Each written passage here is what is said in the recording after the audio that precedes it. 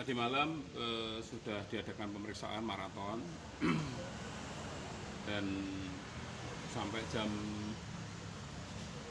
setengah satu malam tadi malam. Jadi Yang diperiksa itu nama pelapornya karena sudah ditingkatkan menjadi penyidikan LP dan ini tersangkanya juga sudah ditahan. Tersangkanya saudara E itu sudah ditahan. Alhamdulillah kami mengapresiasi kerja Polresta Surakarta yang sudah cepat, meskipun tadi malam kami mendampingi hingga jam setengah satu malam dini hari.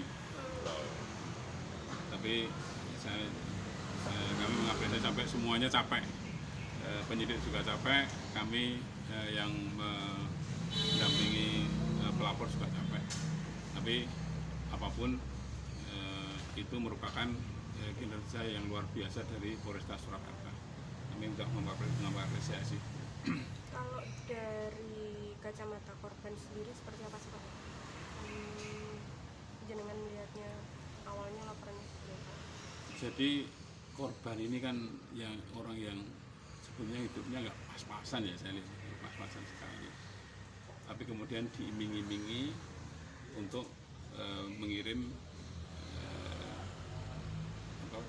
buka puasa dan takjil ke saat itu kan, waktu itu kan dikiranya kan berkah yang luar biasa gitu loh, sampai tidak ada pun sampai utang-utang ke tetangga-tetangga gitu.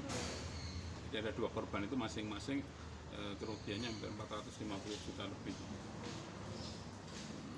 Itu 450 itu per orang atau dua-duanya? Kan dua orang, masing-masing 450. Jadi semuanya kedua orang ini sekitar 960 juta. Mereka penyedia untuk takjil dan berbuka ya? Ya, selama 30 hari berturut-turut ya? 28 hari. 20 hari buka puasa dan 2 hari sahur. Itu kok percaya dengan si yang prank itu, ceritanya gimana? Saudara E itu kan memang sering di Masjid Az-Zayed itu. Jadi kan orang ada dipercaya gitu loh. Wah, ternyata bukan pengurus dari Masjid Az-Zayed. Sementara hasil pemeriksaan tadi malam, apa ada motif si pelaku itu apa kok aneh? Kalau mau nipu kan dia harusnya dapat fresh money, tapi itu malah dijadikan takjil itu. Motifnya sedang didalami. Tapi dalam masalah pidana kan bukan, tidak ada motif pun kalau memang dia melakukan unsur materialnya, penipuannya terpenuhi kan tidak harus dengan motifnya. Memang motifnya sedang didalami. Sebetulnya apakah dia sudah menerima uang dari seseorang untuk itu, atau karena bisikan lembut atau apa, pokoknya sudah begitu. Nah, kita belum tahu, ini baru didalami. Waktu kita dipertemukan dengan pelaku itu gitu. Itu kronologi ceritanya gimana Pak kalau? Urut-urutannya gimana kok bisa sampai 2 hari untuk makan buka bersama dan sahur, terus di hari ketiga mulai hanya takjil dan buka bersama, itu urut-urutan ceritanya gimana? Jadi sekitar bulan Februari itu sudah ada pembicaraan antara korban dengan pelaku itu, bahwa nanti akan ada pekerjaan untuk penyediaan buka bersama.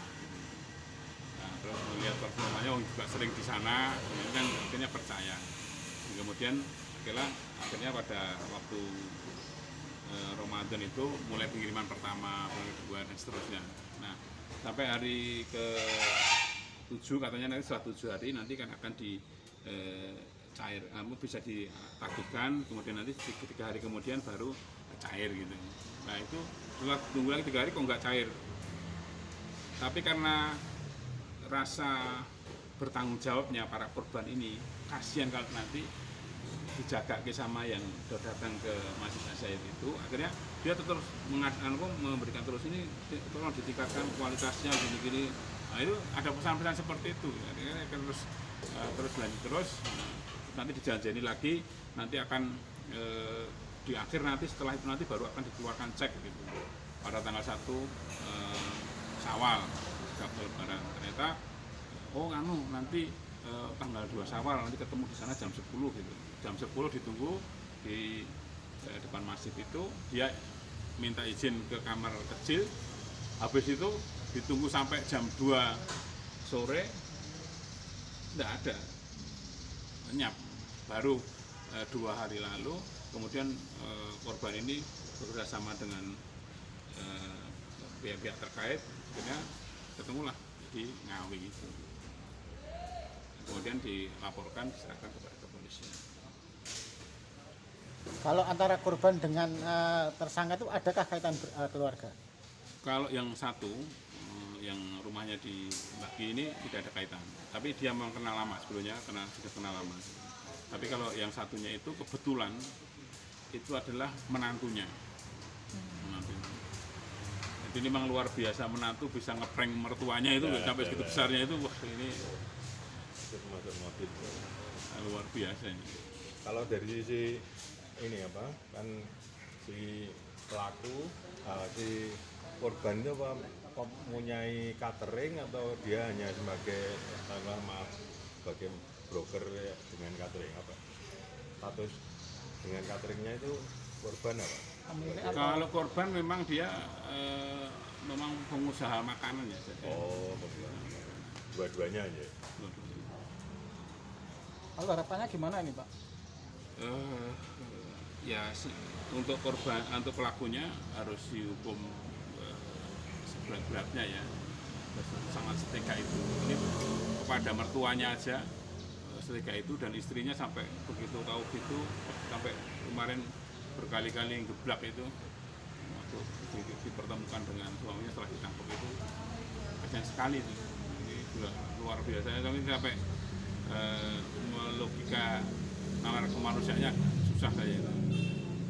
Lalu kalau dari sisi materinya itu kan nilainya sangat besar, 450 juta. Ini sedang kita cari. Sebenarnya kalau dia tidak terima duit, kalau saya tidak mungkin gitu loh. Mungkin dari siapa? Mungkin ada dari orang yang mau menyumbang ke saya, terus kemudian dalam bentuk makanan lah. Mungkin apakah sudah diterima, terus sedang kita dalami oleh pihak kepolisian. Maksudnya si korban tetap menginginkan uang fresh money kembali ya? Iya, kasihan sekali itu, sampai korban itu mau pulang ke rumah itu takut, karena takut kalau ditagih tonggo-tonggo itu biasa. Ada upaya pembicaraan dengan Masjid Syekh Zayed, barangkali ada solusi apa gitu Pak? Sedang kita jadwalkan untuk ada pertemuan. Nanti mungkin ada solusi apa ya.